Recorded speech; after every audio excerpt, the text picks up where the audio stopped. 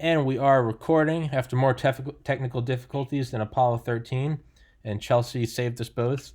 It's episode 252 with Chelsea Binns, and returning for the fifth time, Bruce Ackman, author of Behind the Murder Curtain, as well as The Art of the Investigation. And because I have the IQ of a chimp, I couldn't get the PowerPoint to be pulled up, but the beautiful and intelligent Chelsea Binns pulled it up. And so without further ado, I will have you guys introduce yourself and teach me, because apparently I don't know how to use technology. So, Bruce, you've been on here. You don't need to introduce yourself again, Bruce. You don't get to introduce yourself anymore. Chelsea, please introduce yourself. Well, hi. Thank you for having us on your program, Tommy. Of course. And of course, as you said, my name is Chelsea Binns, and I'm a professor at the famous John Jay College of Criminal Justice in Manhattan. I also received my PhD there. So I am a alma mater, proud one of the school, and also now a professor at my alma mater, which is just a great honor. And I love working there. And here I am. Absolutely. That's insane. Yeah. And well, I don't want to sidetrack you, but I will, because I have no attention span. How did you and Bruce end up, I know, co-authors, but how did you guys cross paths? Well, I'm very involved in the investigative community. I'm also a licensed private investigator, and I have experience as an investigator, having worked in the city and state of New York before I became a college professor. And I'm very active in the community, and I met Bruce that way. Bruce was the long-time president of SPI, the Society of Professional Investigators, and so obviously an authority on the field, and we connected through that. Awesome. Yeah, Bruce is the original. Yeah, Chelsea came to me with this idea. This idea was completely hers. She said, Bruce, there's a lot of books written about investigations, how to investigate. But there really isn't any book that talks about the soft skills, the skills that you need to be a great investigator. And she said, I think this is something that we should put in a book.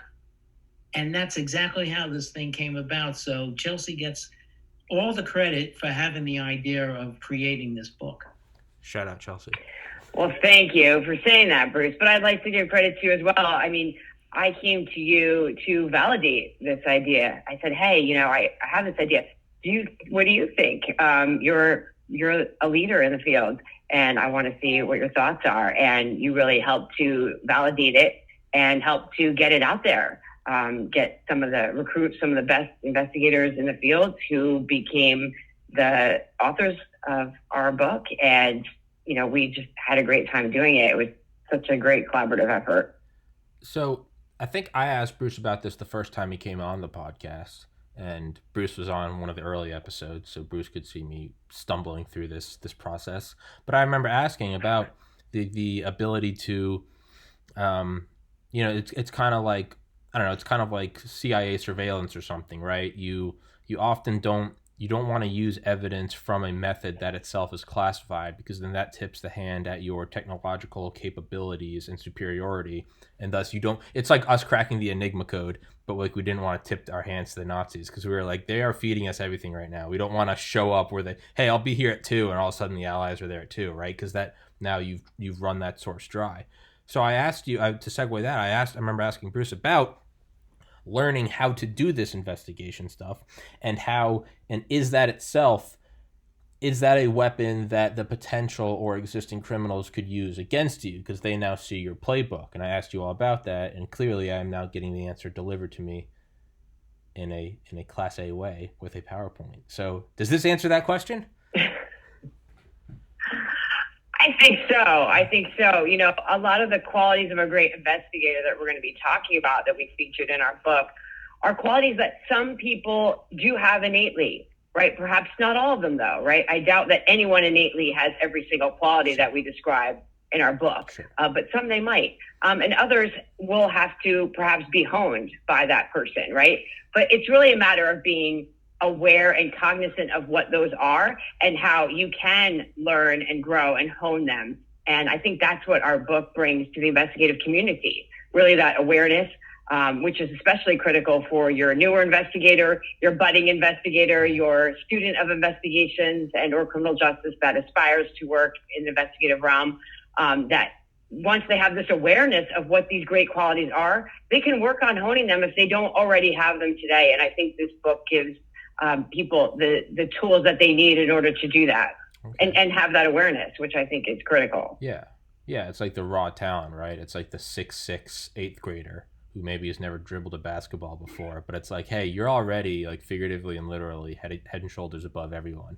If you can just learn how to get rebounds, like you're going to go to the NBA. Is that type of thing? Or am I delaying the PowerPoint? Are all of the answers to my questions?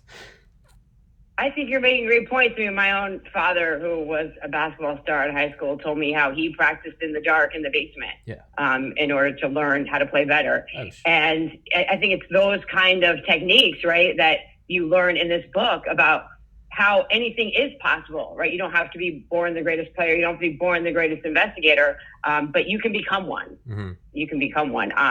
And, this is all towards really professionalizing the field of investigations and seeing it grow as a discipline and as a body that has, rigor, that there is an art to it. Yeah. So that's really the spirit of it. Well, if that wasn't the smoothest segue ever, there's an art to it. That being said, ba-dum-dum, the art of investigation. All right, how do we dive into this thing? So, as we know, investigators are highly skilled people because of the CSI effect, right? Everybody knows about investigations today. And that's the really exciting thing, right? We have a really captive audience. But, what you don't hear a lot about are the qualities we're going to talk about today, right? Those soft skills. You hear more about the crime scene, the evidence collection, that sort of thing from all the popular shows. But this is sort of that missing piece, those mental traits. All right. And so that's what we're going to talk about today, those mental traits and how you can hone them. And this is a visual for everyone, so they have that takeaway. And you guys are going to put it on Audible, correct? Right? Maybe. Sorry, I think I'm interrupting. I know Bruce is a big proponent of that, so I have a feeling it'll show up there. I've been pushing that on Bruce since the day I met him. Okay.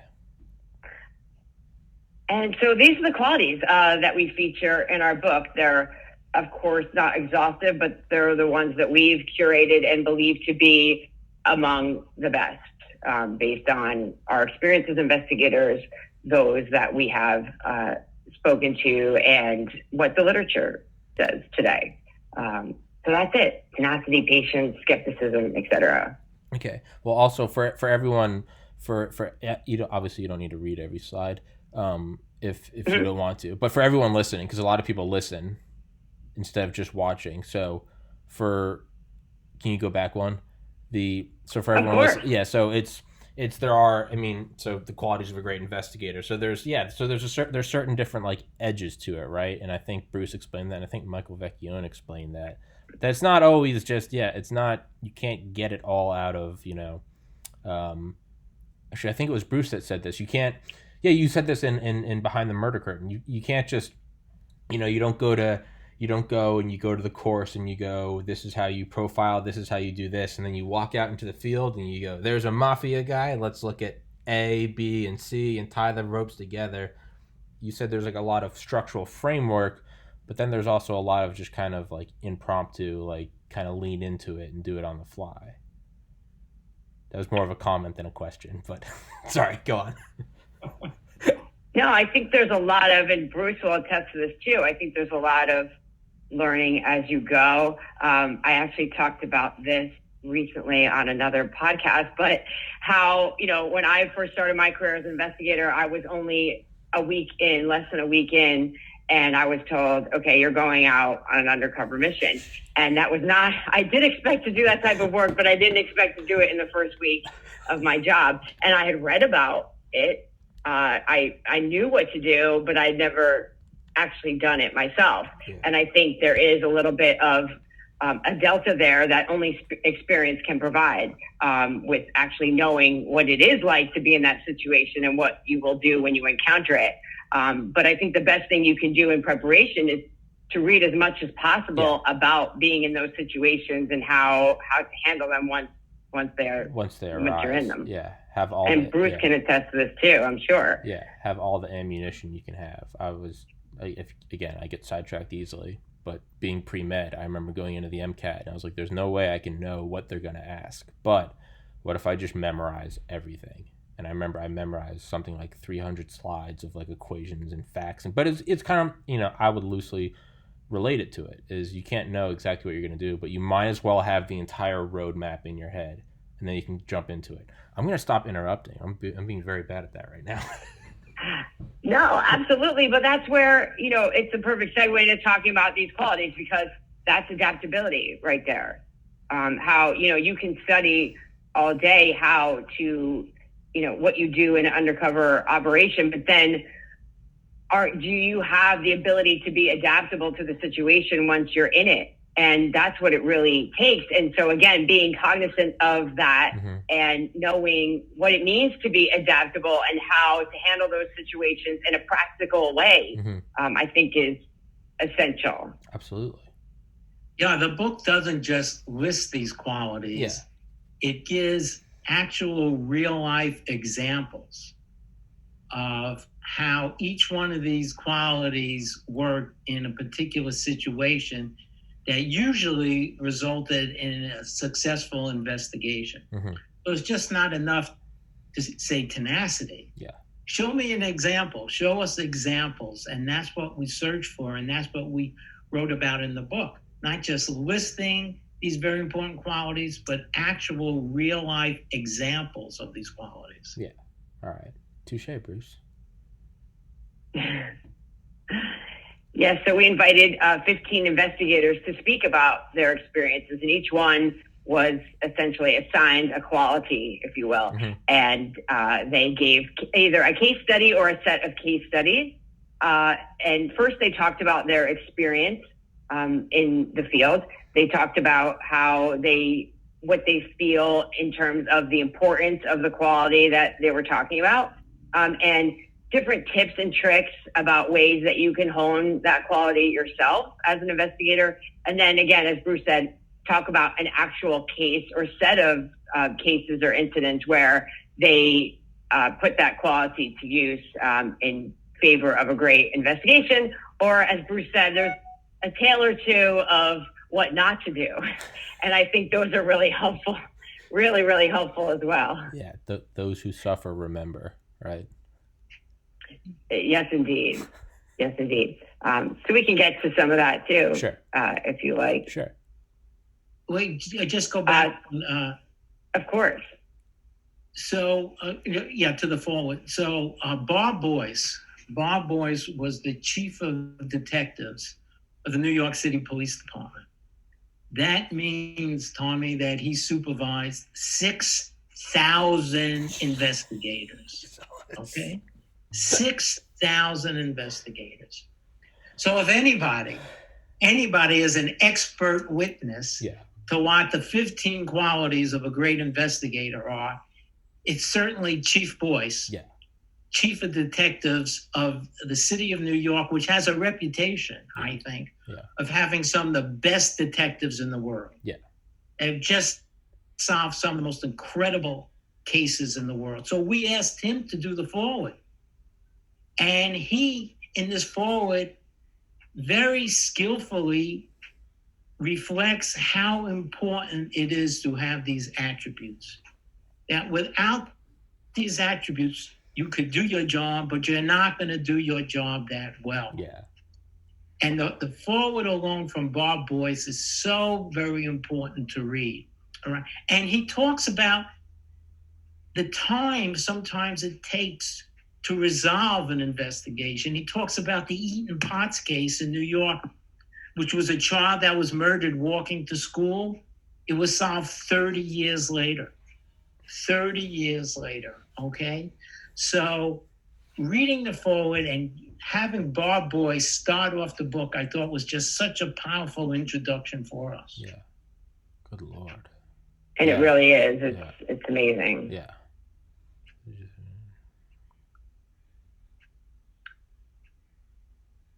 Okay, I'm going to take this one, tenacity. You know, Tommy, could you imagine being convicted for a crime you did not commit?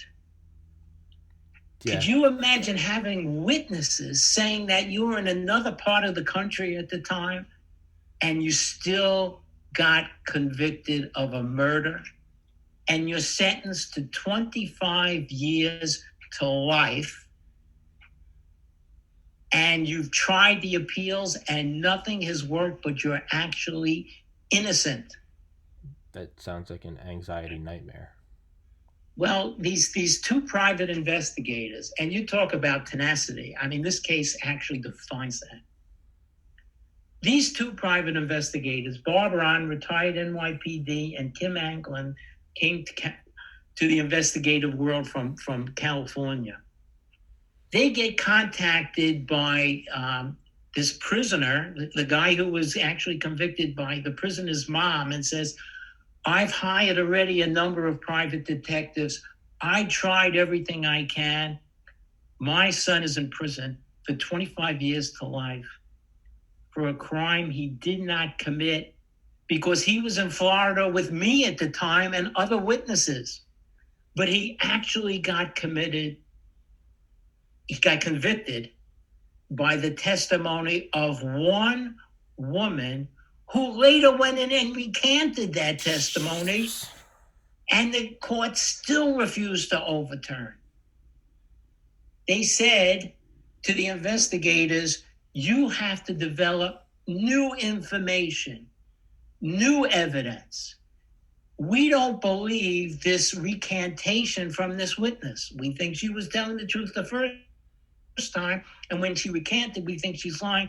So this guy's going to stay in jail. Now, when this murder had been committed in Brooklyn, this gentleman was in Orlando with his family. He had all kinds of receipts from hotels, plane trips, videos, everything, and he was still convicted, believe it or not. This was some case. So in order to get involved in a case like this, and this is actually a cold case because the murder had occurred years ago, could you try to imagine how much work is involved in trying to overturn something like this? There is an incredible amount of work.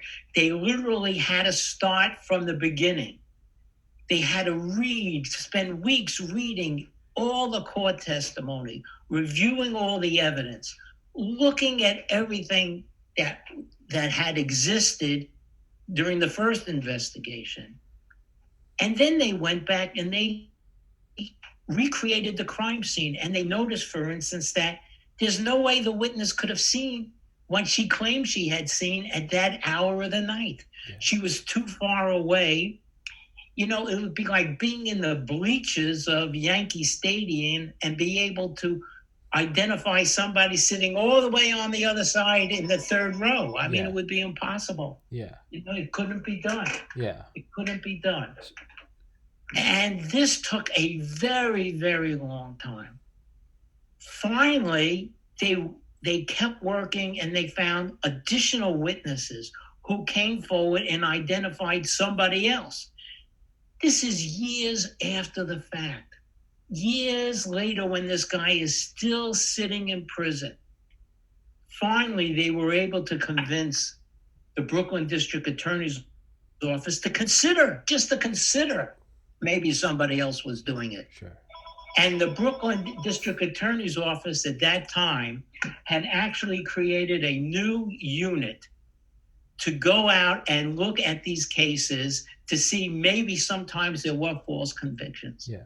Remember, this guy got convicted on the testimony of one woman who was a drug abuser who had made a deal with the government that if she testifies against this guy, then she won't go to jail.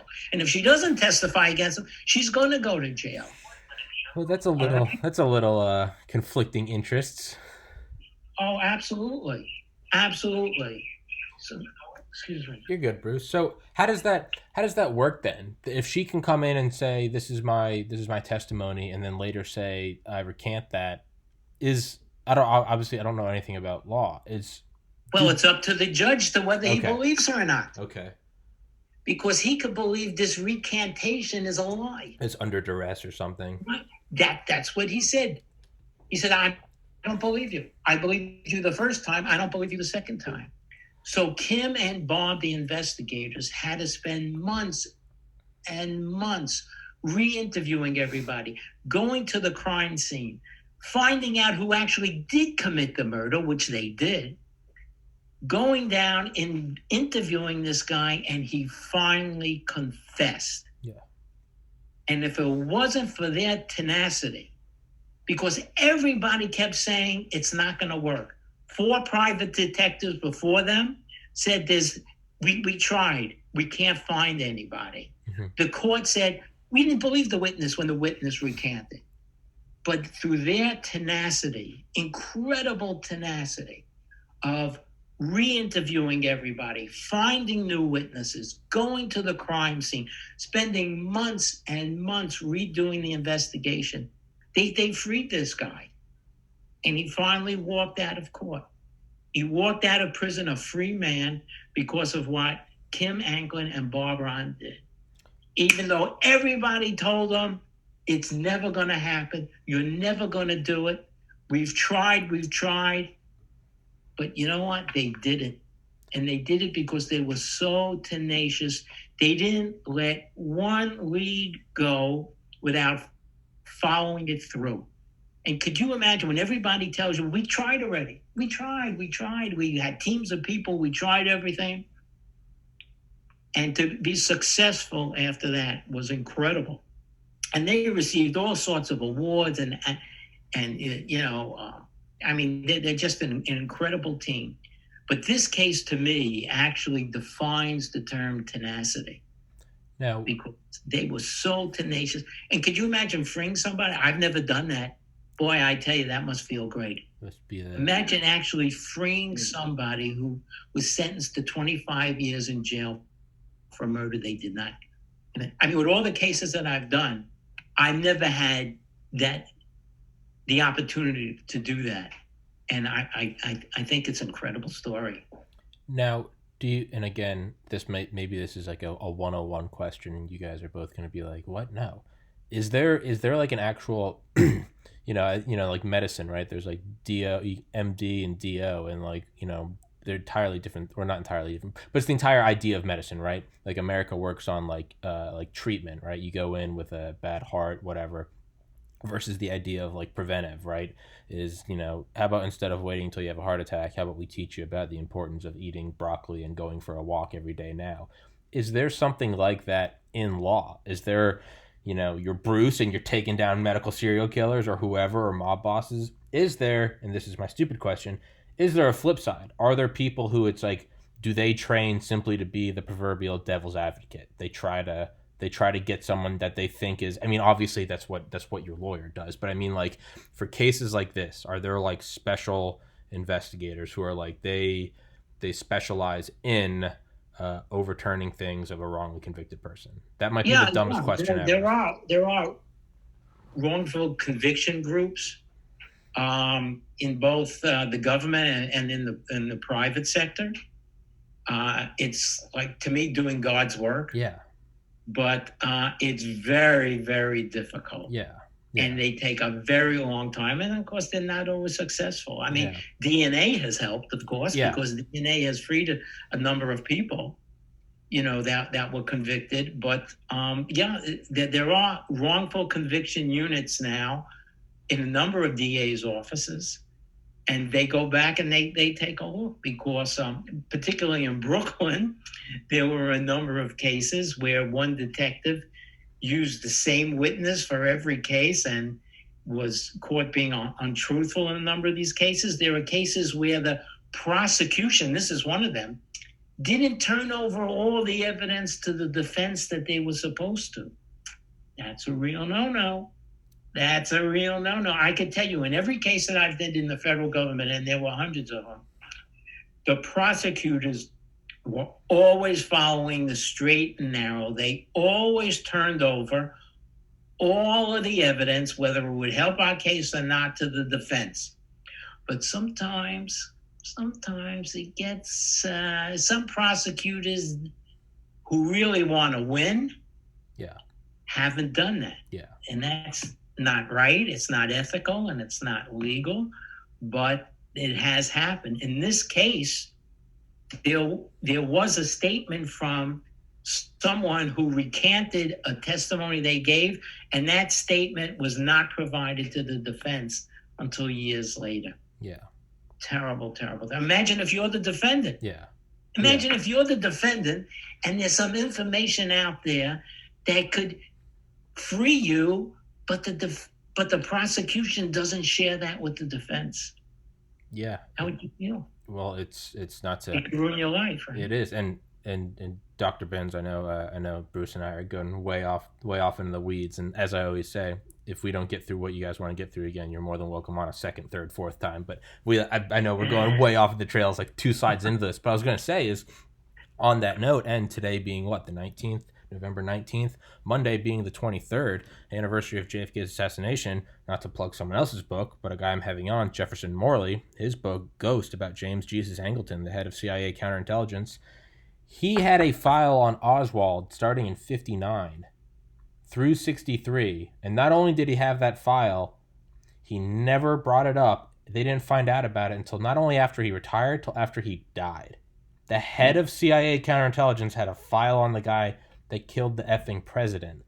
So that's what I'm thinking of, like, yeah, withholding evidence, it can go a little higher up. It can have some geopolitical implications that ripple throughout the decades. And but the law is very clear. Yeah. Everything that the prosecution has, they're supposed to share with defense. And conversely, everything the defense has, they're supposed to share with the prosecution. And that's how we define what a fair trial is in America. Yeah. Yeah. If you don't, it's going to make it very, very hard for one side to actually uncover all the facts. Yeah. And only through the tenacity of these two investigators is this gentleman free today. Yeah. Yeah. Sorry for getting off to a sidetrack. No, not at all. I mean, it's an important topic. And again, there is definitely specialty areas when it comes to investigations and investigators. And sometimes, though, they might develop a specialty just by a case. I believe this was Kim and Bob's first case of this nature. And now I would consider them experts, but I don't believe that they were necessarily going into this. Okay. But this case definitely provided that experience. So I think it can work many different ways in terms of how investigators might develop that expertise. Sure. Well, let's talk about self-control. This is another quality of a great investigator, and Gil Alba illustrates this beautifully in his work. He does incredible. He has his own investigative business and does former NYPD, and he does an incredible job telling a story about the types of cases that he works on, which are missing persons cases, and how it takes. And he demonstrates this in his case study of a missing female in New York, a case that was incidentally remains unsolved to this day, which demonstrates that not all cases do have an outcome, which goes back to the tenacity piece too a little bit. I think, again, from the shows, people think perhaps that a case can be solved in a half hour or within a very short time frame. And sometimes maybe that is the case. You get very lucky. But a lot of times things take a long time, as the prior case demonstrated. And a lot of times things take a long time and you may not get the result that you intend, right? You still may have what is known as an unsolved case. And that was the case with the story that Gil told. However, it demonstrates, again, a lot of self-control when you work on these cases for many, many years and you don't see the outcome that you're looking for. And also, he talks about the self-control that you need when you're working with adverse parties in your investigation. Not everyone is always happy with you as an investigator. And I think that that's an important tale to learn. Sometimes people blame you because the case is not solved. In Gil's case, he sometimes hears a lot of negative comments about law enforcement, which is hard for him because he's former law enforcement. So he understands both sides of a case where you are a victim's family and you really want justice. And that sometimes, as a member of law enforcement, that cases go unsolved, whether you like it or not. And no matter what you've done, you haven't left any stone unturned. And so his tale is a really important one, I think, and a good one for investigators to learn. Yeah. That you really do need self-control to be a great investigator. Yeah. I've always imagined that it's got to be like, it takes a certain amount. It's what they say about surgeons. They're like, you need to be like an auto mechanic, and it's not that you have to be a psychopath or a sociopath so much as you can't be swept up in, oh my God, here's a little girl and she was hit by a car and her intestines are hanging out. You have to be zone in thousands of hours of experience. Like, this is what we need to do. We need to stop this. We need to do this. We need to triage. We need this person here, this person there. Because if you don't, and I believe that's why you're not allowed to operate on family members, is you can't be swept up in that. I imagine you have to be the same as an investigator or a prosecutor, right? You can't, oh my God, you killed so-and-so and I grew up with that person and that was my best friend's daughter. And no, you have to just, on the facade, I imagine it can look cold and calculating, but in reality, that's how you uphold justice, right? Well, I think you do, and Bruce can attest to this too. There are some very difficult situations that you are investigating at times, and certainly the case that Gil talked about was one of them, right? A missing pregnant woman. This is something that's obviously really concerning and something you want to get answers for. And just sometimes you don't have those answers despite exhaustive efforts. And I think that's one of the big challenges that you have to learn to overcome as an investigator, that sometimes no matter what you do, there's still those question marks, and you still hope that someday, that we will have an outcome. But you have to accept that maybe there won't be one. And I think that can be difficult for a lot of people, especially for a new investigator. Absolutely. Yeah, absolutely. If you ever met Gil Albert, he has incredible self-control. I've never seen Gil lose it ever. Yeah. And I can understand how dealing with the families of these victims, Gil would just be incredible, because he comes across as somebody who legitimately cares about the families, cares about the victim. He's the kind of person that you want to sit to and talk and open up to and open up your heart to. And he's just has this incredible skill. And dealing with the families must have been so difficult. I've dealt with families, the victims of families of people who were murdered in hospitals. And some of the families are very calm and some of the families are not very calm. Yeah. And sometimes they'll take it out on the investigator, and it takes a tremendous amount of self-control. Hey, listen, we've all seen the videos of some of our fellow citizens who are unhappy about certain things getting into the face of police officers right there out on the street and yelling and screaming at them. Well, they just stand there and take it. Yeah. And it's an incredible amount of self-control that they have. And Gil is just incredible, because doing missing person cases is just not about the missing person. It's about the families who are constantly calling you and asking you questions. And the families, in my experience, go through a couple of different phases. Sure. The first phase is that they're completely shocked at what happened. The second phase is that they're angry. Yeah. They're angry at the world for allowing this to happen. They're angry at the investigator. And then the third phase is when they usually sort of break down and cry. And it takes a really skilled investigator to get the family, to get the witnesses back on track to help. And Gil is just incredible when it comes to that. Yeah. I mean, Bruce, as I've told you, it's in 2014, I lost my oldest sibling to suicide. And obviously the police had to investigate to make sure there was no foul play, and there wasn't. But I mean, it took me years of, shocked, followed by anger, taking out anger on everyone, followed by grief, followed just, a whole, just years of like, really, I would argue like not even like sober in the sense that I wasn't in a sober mindset. The anger, the sadness, the blame, like that, I wasn't at a baseline level of self-control and the ability to execute logic. But I often think about like, what would I have done if like, obviously there's a whole case of, thoughts and strings that come attached when the death of someone you love is also a self-inflicted death. But I've tried to like, what if I could just remove that aspect and like the grief of just losing someone, right? Grandma died 2 years ago. She was 86. She was old, right? That wasn't a murder. That wasn't a suicide.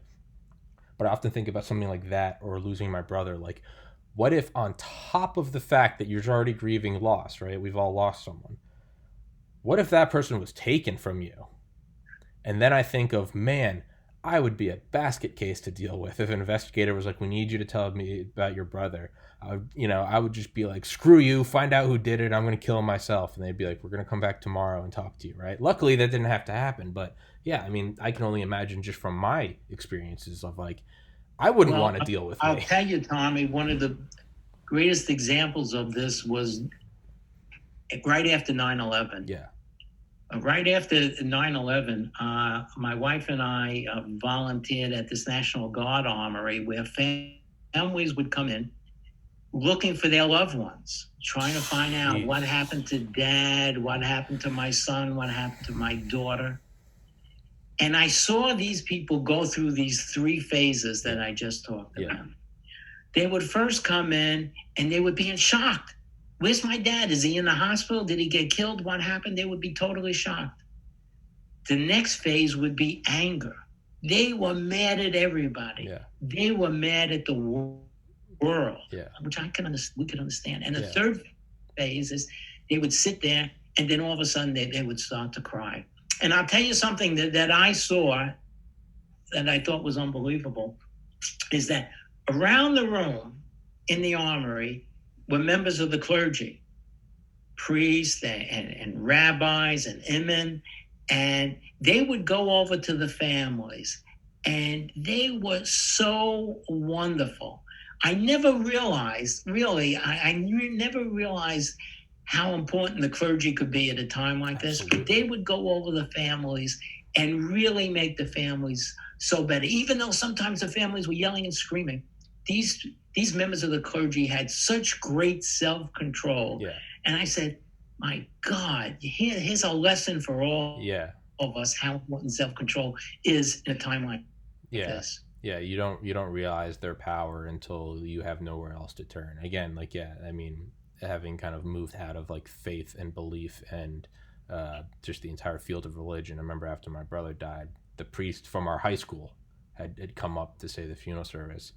And I remember talking to him and realizing that like I felt more comfortable in his presence than anyone, because there's a certain like saintliness around them, right? It's like there's nothing you can do that upsets them. It's like the Buddhist quote about becoming detached is like when you meet someone who is truly on like a different plane of existence, when you unload your baggage onto them, whether it's directed at them or just whether you're angry at them or whether you're telling them about something, my girlfriend cheated on me, blah, blah, blah. It's like throwing a rock down a well, but you never hear the splash because they just don't react. They just let you keep throwing your stuff down the well. And you realize after a while, you're not even sure what it is. You're like, well, something's off about this well. I'm throwing all this stuff in there and there's no splashing. They're just looking at you and you realize you're like, oh man, like, thank you so much. Like, I just needed to dump, simpler terms, I needed to like just offload all my shit. Right. And it's, I would say, it's an odd thing when you realize just how powerful those people are and their ability to do that. End tangent, sorry. No, both of you are absolutely right. I mean, I think it's because of those stages of grief and how important it is to cycle through all of them that investigators try so hard to get closure for that family. Yeah, absolutely. Right? Because if you have an outcome, if you have a body, as sad as that is, at least you have closure and you know what happened. You can essentially solve the mystery perhaps and move forward. And if you never know what happened to that person, it can be very difficult for people to move forward because you're always going to have that thought. well, what if?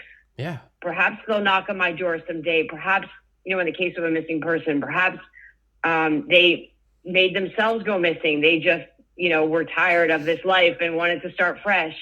Or maybe they don't know who they are somewhere. And, one day someone will recognize them and it'll all come to light, which I've seen these cases before. So these are all possibilities that go through your head unless you have reason to believe otherwise. And so I feel like that cycle of grief is never going to be complete unless you do have that answer. Yeah, it's, and I know it's another side rant, but Mike Durant, the pilot that was shot down in Mogadishu in 1993, episode 95. He's the movie that Black Hawk Down is about. He was defended by Gary Gordon and Randy Shugart, two Delta Force snipers that came in and defended his position until he was eventually taken captive. But Mr. Durant writes about in his book, In the Company of Heroes, he said he was always, why did I live, survivor's guilt, all that stuff. But he's like, when I came back to the States, and I forget who, it was either Gary Gordon's wife or Randy Shugart's wife, came up to him and said, there's a reason you survived, and it was to give me peace of mind. Because, Mogadishu was the whole city was chaos. They took the bodies of the U.S. servicemen, they mutilated them, but no one knew what happened. But then Mike Durant, who survived and was literally there, told her, she's like, yes, he was, he was shot in the head and he was killed instantly. And this is what he did in his final moments. And instead of being upset, she was like, thank you so much, because I would have never known. And I would go for the rest of my life. How did he die? Why is he in pain? What did X, Y, and Z happen? And Mr. Durant was able to say, this is what happened to him. And then to Miss Gordon, this is what happened to him. And he was shot here, here, and here. He, suffered for a minute and then bled out. The other guy shot in the head, killed instantly. And it sounds brutal, but he said that both wives they said, that's why you survived, was to give me that closure. And he said that changed his outlook on the rest of life. It was like, okay, I was able to provide that, right? It's even if the truth is horrible, I know exactly what happened to my brother when he took his life. Even if the truth is horrible, a horrible truth is so much better than even a slightly optimistic unknown, right? It's that closure. But again, I keep going off on side rants. So back to you, Dr. Binns. Well, on that note, let's talk about curiosity, sure. Which again is another amazing quality of a great investigator. And Emmanuel Welsh, our author of this chapter, talks about this expertly in her experience doing various investigations in New York City. Speaking of undercover, she talks about some operations that she's done doing landlord-tenant investigations. She does a number of other technology-related social media type investigations as well, and is also a French-speaking PI and takes a lot of unique cases across the globe and tells her tale of how being curious helped her to have amazing investigative outcomes. And she really gives a great message to investigators when she asks questions such as, are you really a curious person, or are you just asking questions? Yeah. And I think this is a great one to consider, because I think a lot of people who are investigators might think that they are a great investigator because they are asking a lot of questions, but maybe they're really not listening to those answers. Not everyone is a great listener naturally. And not only Emmanuel, she talks about this, but many other authors in the text talk about the art of active listening, and how that contributes to these great outcomes that they have achieved as well. And so her tale is one that demonstrates that, where when you're speaking to a subject and you're interviewing a subject, whether they know it or not, because in one of her stories, they didn't realize they were a subject. They just thought they were renting her a room. Yeah. But she tells how she made the time and really invested in that relationship in a way where she kept probing she wasn't satisfied with the answer and kept going and kept going. And that natural sense of curiosity that she developed over her life, which is a great story as well, about how she did that, right? Around the dinner table in the evening. They had a habit of talking about a lot of different topics and asking a lot of questions of each other and of her, her family, among her family, and how that really helped her to hone this sense of curiosity and how it enables her now in her professional life to really learn everything she needs to know about a situation and how that's really helped her to have these great investigative outcomes. Yeah. I was gonna say, I feel like, if it wasn't like your, maybe the like the weeding out factor is like whether, like you said, whether or not you are truly curious. Because like someone like myself, where it's like, I like podcasting now. I like Cold War history. Before that, I liked biology. If I was tasked with doing an investigation, I imagine I would give it I'd put my best foot forward, but I would probably just be reading off questions. And then I would finish the questions and I'd be like, investigation finished. I went 1 through 10. But the reality is like, you can't, right? That's why I don't prepare any questions for this podcast, because it's, to me, I'm like, that's not how it is. You just got to come on and be like, and we're recording, and you just jump on into it, right? And you see where it goes, because that's where the real curiosity is, what gets you to the core of it, right? Because otherwise it's just like a sickening, eye-rolling, like Tonight Show type thing. Like, well, today I have on Special Agent Bruce Sackman and Dr. Chelsea Binns who investigate murderers back after these messages, right? It makes you want to jump in a vat of acid. You're like, why the hell am I listening to this? So it's that natural cue, right? I don't have to have you guys on. I want to have you guys on. And thus it's a good podcast, or at least my egotistical self thinks it is. It's a good podcast because it's curious, it's off the cuff, it's real, as opposed to question 1, question 2, question 3. And it's innocent to say that about a podcast, but what if you're trying to find out who a murderer was, right? Then there's some real world implications. I don't know why I keep apologizing for interrupting and then doing it 2 minutes later. So you know what? Well, it's so true. And this is why, these stories are great. I think they're great for any investigator at any level, but they're especially important for people starting out because, again, this is a skill that you can hone. And I know myself, I would consider myself an extremely curious person, sure. Which is why I got into the field Absolutely. Of investigations to begin with. Maybe too curious. My mother tells stories of me finding my gifts from Santa and how I found the receipts from Sears, and that's how I knew they were not from Santa at all. Sorry if that spoils it for any of the listeners here.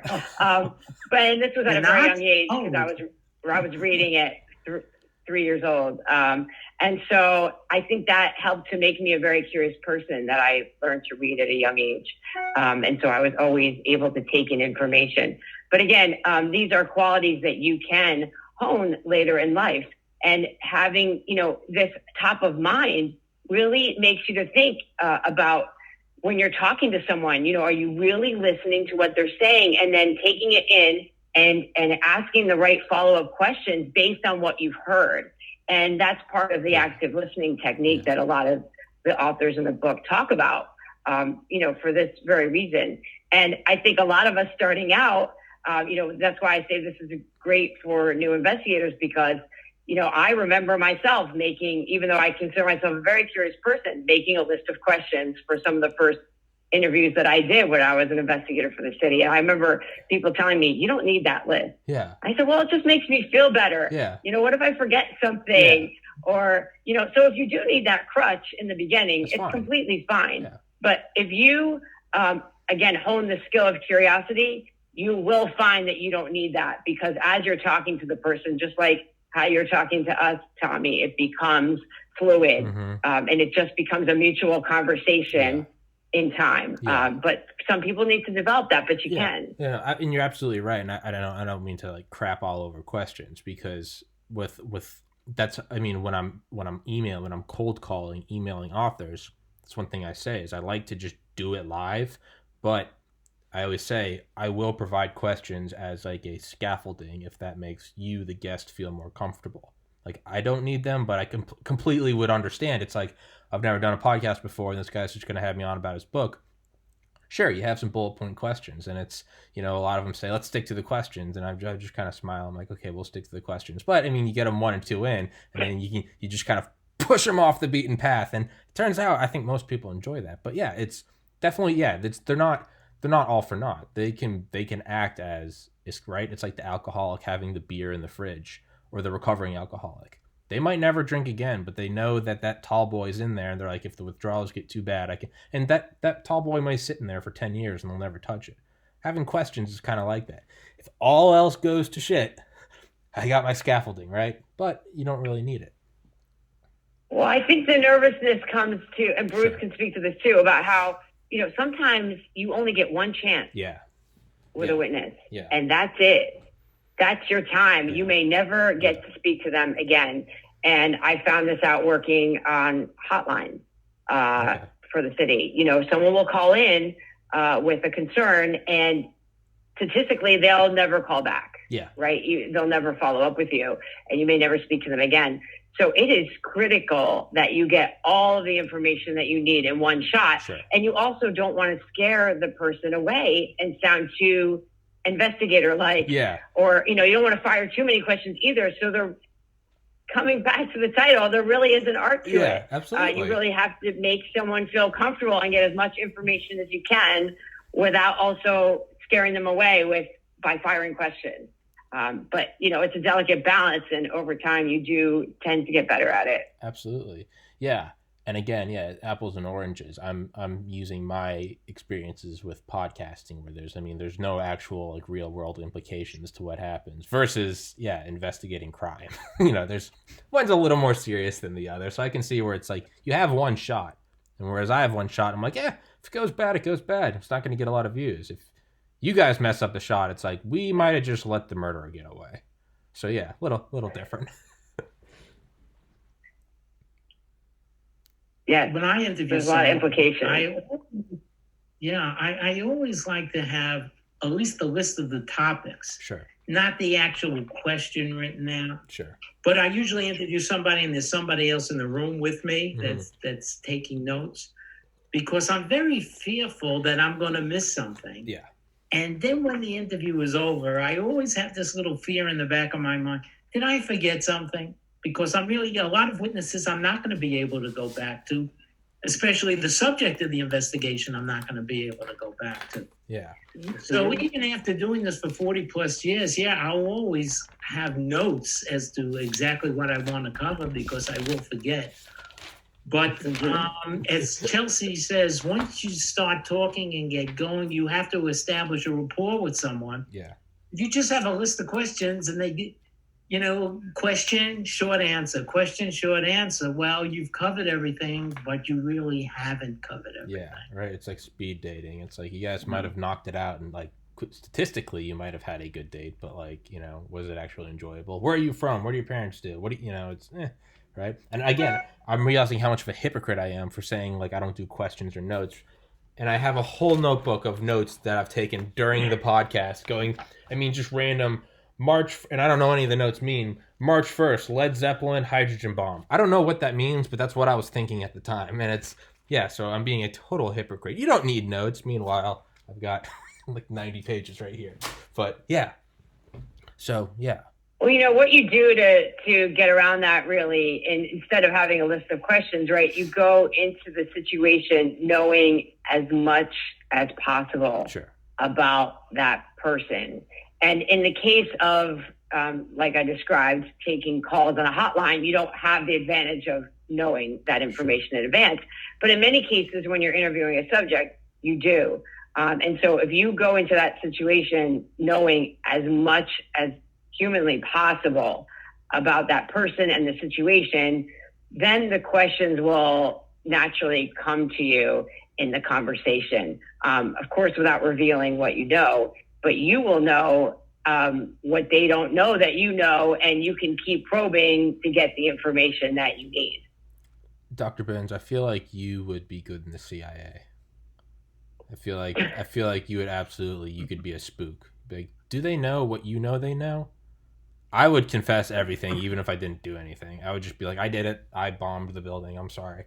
But right? I mean that in the most complimentary way ever, that you could be in the CIA. It's also based on nothing. I have no experience, so don't take the compliment for that. But tie that back into the book, right? It's what we said at the beginning. You can't go in with just a list of questions and we're going to knock down this mafia guy now, but you can go in like the MCAT, you can go in loaded up with 1,000 equations memorized. And if you did want to know everything going into investigation, well, what if you didn't have the actual, like, I guess, portfolio or file on the person, right?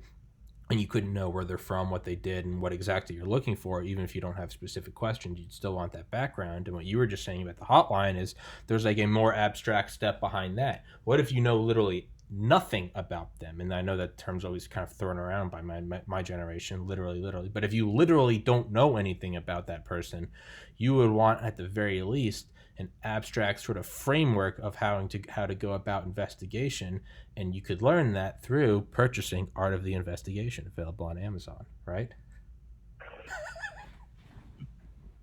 Sorry, I had to plug it. But really, right? That's what you would do. Is all kidding aside, is you would learn at the very least the ground framework of how to go about it, and that's what this book is.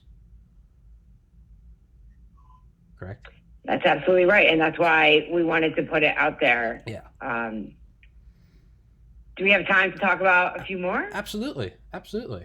Yeah, I mean, this is an incredible story. I know we don't have that much time left, but this is, I mean, if we're going to end on a story, this is really a great story to end on.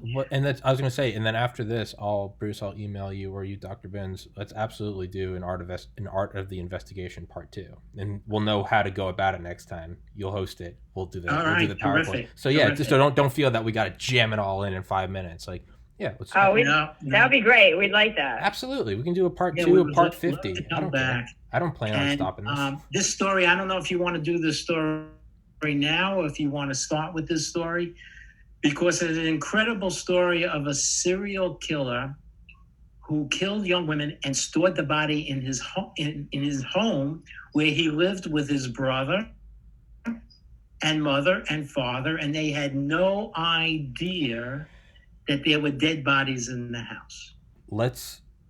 Let's save that for a strong opener, because I don't want to not do this one justice. Why don't we open with that on the next one? A strong opener. I will. Yeah, because that'll get people to come back. Absolutely. Just to hear the details of this totally true story. Totally. That's the tease. That's the cliffhanger, right?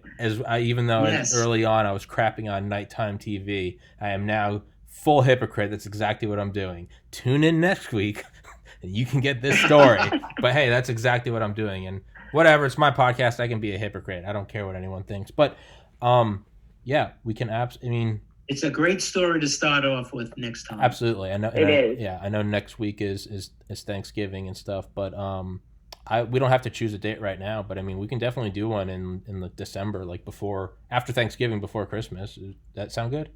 Yeah, sounds good to me. Okay. Let's do it. You guys tell me the date, and I'll be there. All right. Okay. All right. Perfect. All right. Sounds great.